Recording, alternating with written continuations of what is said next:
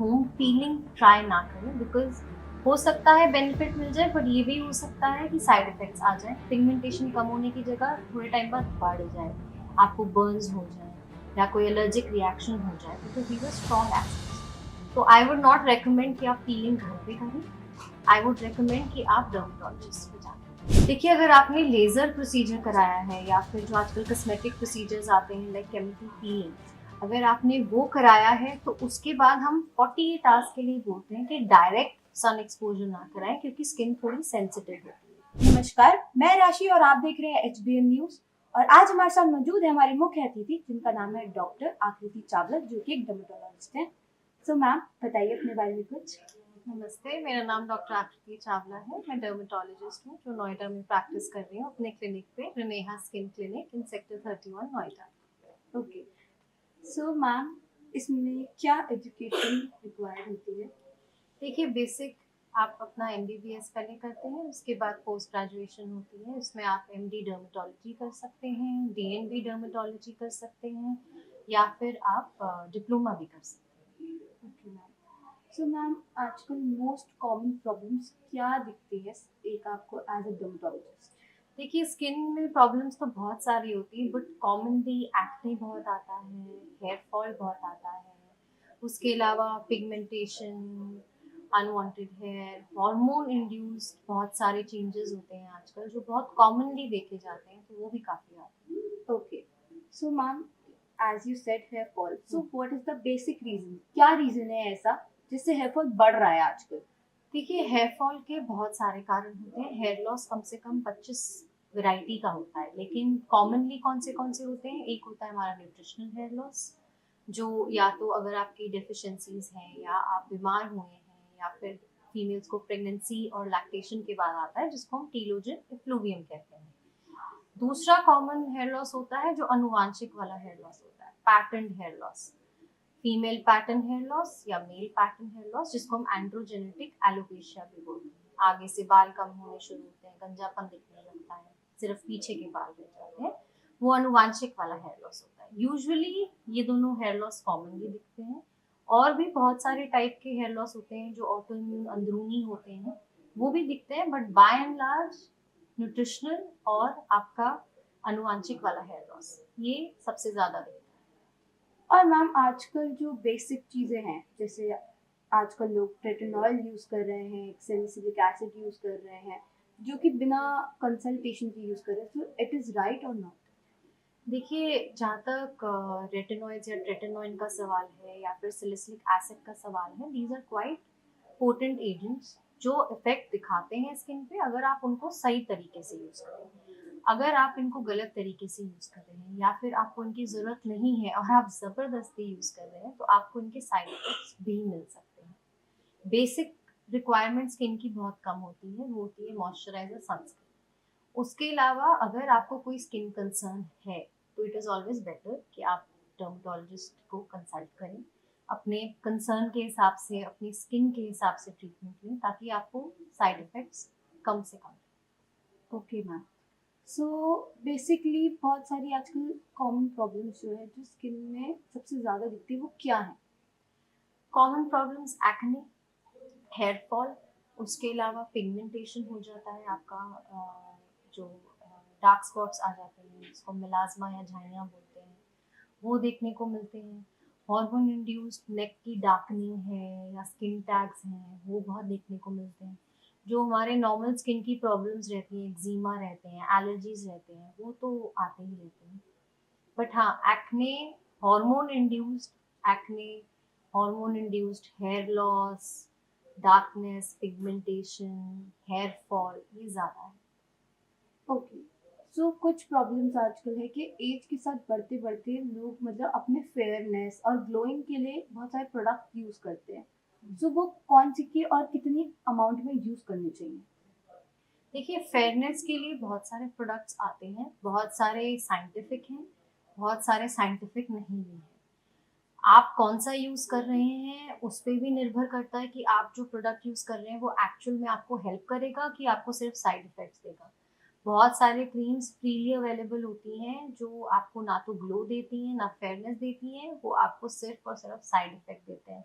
Specially अगर आप उनको लॉन्ग टर्म यूज़ कर रहे हैं। ऐसे बहुत सारे पदार्थ आते हैं, जैसे आपके डीमेलेनाइजिंग एजेंट्स होते हैं, कोजिक एसिड, आर्ब्यूटिन, ट्रानेक्सिमिक एसिड, जो आजकल सोशल मीडिया पे हर कोई बात करता है इनके बारे में। या फिर ग्लूटाथायोन, उसकी टैबलेट्स आते हैं, इसके आईवी ड्रिप्स, इंजेक्शंस दिखाते हैं। ये जो चीज़ें हैं, इनको अगर आप एक डर्मेटोलॉजिस्ट के ट्रेन्ड डॉक्टर के गाइडेंस के अंदर लेते हैं, तो आपको इनके बेनिफिट्स दिखेंगे।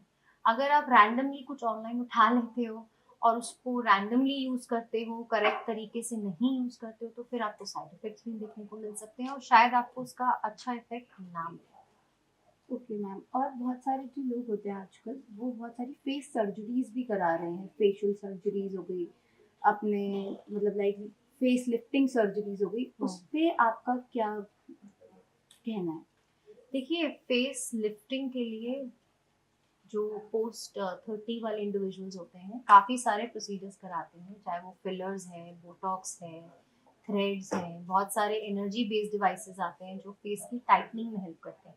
जैसे अगर आपको मैं बताऊं, तो जैसे यहाँ पे नेजोलेबियल फोल्ड्स प्रोमिनेंट हो जाएंगे, यहाँ पे जो स्किन है वो ऐसे कलेक्ट होने लगती है, इसको हम जाउल्स बोलते हैं। इन सब चीज़ों के लिए बहुत सारे ऑप्शंस हैं हमारे पास। अगर आप एक सर्टिफाइड डर्मेटोलॉजिस्ट से कराते हैं, या फिर काफ़ी सारे प्लास्टिक सर्जन्स भी करते हैं, तो बाय एंड लार्ज आपको इसके हानिकारक इफेक्ट्स नहीं मिलते। आप करा सकते हो अगर आप में ऐसी कोई कॉन्ट्रा इंडिकेशन नहीं है कि उसको नहीं कराना है, और वो एक डॉक्टर ही आपको बता सकता है। तो अगर आप सर्टिफाइड डॉक्टर से कराते हैं तो आपको इसका बेनिफिट ही मिलेगा, कोई साइड इफेक्ट नहीं मिलेगा। लेकिन कोई भी चीज़ देखिए परमानेंट नहीं है, एजिंग परमानेंट है। एंटी एजिंग प्रोसीजर्स टेम्पररी उसको रिड्यूस कर देते हैं, उसको स्लो डाउन कर देते हैं। तो आप अगर कोई इनको करवाना चाहता है तो करवा सकता है, लेकिन ट्रेन्ड डर्मेटोलॉजिस्ट या ट्रेन्ड डॉक्टर से। Okay ma'am, so after surgery हमें क्या क्या चीज़ें ध्यान रखनी चाहिए? सर्जरी देखिए, सर्जरी आप प्लास्टिक सर्जरी की बात कर रही हैं। देखिए, बाय एंड लार्ज इनका जो डाउन टाइम होता है एज सच नहीं होता है। आपको सर्टेन एडवाइस दिए जाते हैं कि हेवी वेट्स नहीं लिफ्ट करने हैं, फेस को एक पर्टिकुलर पोजीशन में रखना है for certain hours after the procedure. तो ऐसे उसका इतना कोई केयर नहीं होता है for cosmetic surgeries. In general अगर आप सर्जरी की साइट का हेल्थ के बारे में पूछ रहे हैं, तो उसको तो साफ रखना रहता है। जो भी एंटीबायोटिक्स दिए गए हैं या एंटीबायोटिक क्रीम्स दी गई हैं, उनको यूज करना है। ओके, सो जैसे आफ्टर सर्जरी बहुत सारी चीज़ें बाद मैंने ये सुना है कि आपको डायरेक्ट सन में नहीं जाना चाहिए, आपको अपने सन पे बिल्कुल सन एक्सपोजर का बहुत ध्यान रखना चाहिए। देखिए, अगर आपने लेजर प्रोसीजर कराया है या फिर जो आजकल कस्मेटिक प्रोसीजर्स आते हैं लाइक केमिकल पीलिंग, अगर आपने वो कराया है तो उसके बाद हम 48 आवर्स के लिए बोलते हैं कि डायरेक्ट सन एक्सपोजर ना कराएं, क्योंकि स्किन थोड़ी सेंसिटिव होती है। बट उसके बाद it is normal, you have to make sure कि आप सनस्क्रीन यूज़ करें, ताकि आपकी जो स्किन है वो प्रोटेक्टेड रहे। बाकी उसके बाद 48 आवर्स के बाद you can resume normal activity. बहुत सारे ऐसे आजकल टैन रिमूविंग जो होती है वो भी होती है, मतलब लाइक बहुत सारी, जैसे जब टैन रिमूव होता है तो वो जो स्किन होती है वो भी पील होना स्टार्ट हो जाती है, it's like peel off I guess. So ये कैसे होती है और इसके भी क्या बेनिफिट्स हैं? सो पीलिंग जो प्रोसीजर होता है, उसमें एक सोल्यूशन लगाया जाता है जो आपके ऊपर के डेड स्किन लेयर्स को हटाता है। हमारी जो स्किन होती है वो 40 to 50 अप्रोक्सीमेटली लेयर थिक होती है। जो ऊपर की 15-20 लेयर्स होती हैं वो डेड स्किन की होती है, ठीक है। तो जब पील होता है, ऊपर की 2-3 लेयर्स ही हटती हैं, जो स्किन की टैनिंग है, स्किन का डर्ट अक्यूमुलेशन है, उसको कम करती है, तो स्किन ग्लो करती है। अब जब वो डेड स्किन, ऐसा नहीं होता है कि पूरा स्किन स्नेक की तरह शेड हो रही है ना। उसमें क्या होता है, जब वो सोल्यूशन लगाया जाता है उसके नेक्स्ट से 3 to 7 डेज के अंदर अंदर जो ऊपर की डेड स्किन लेयर्स है वो धीरे धीरे हटता है। तो आप क्रीम लगा रहे हैं, आप नहा रहे हैं, तो उसमें वो धीरे धीरे आएगा।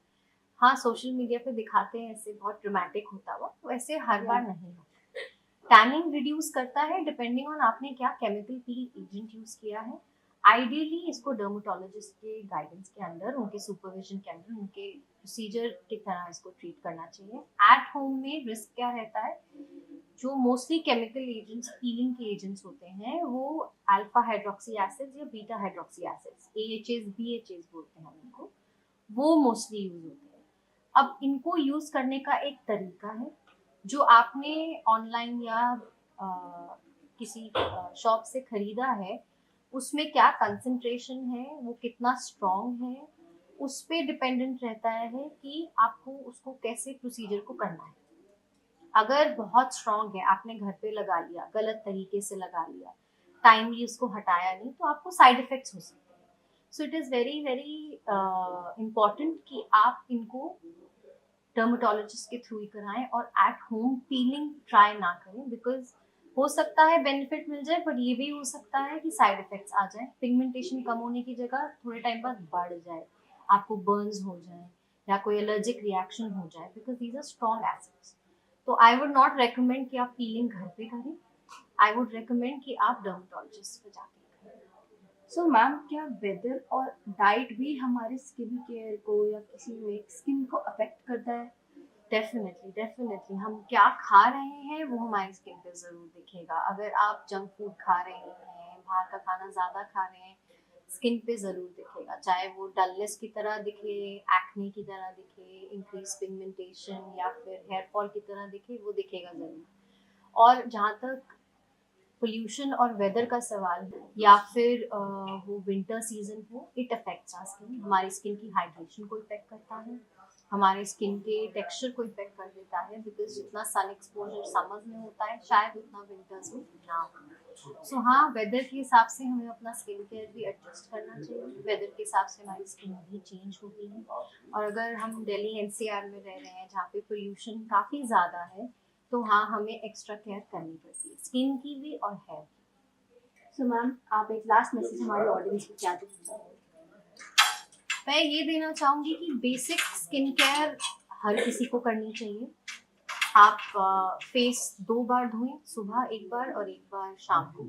उसके बाद एक बार मॉइस्चराइज़र और सुबह के टाइम सनस्क्रीन ज़रूर से लगाएं।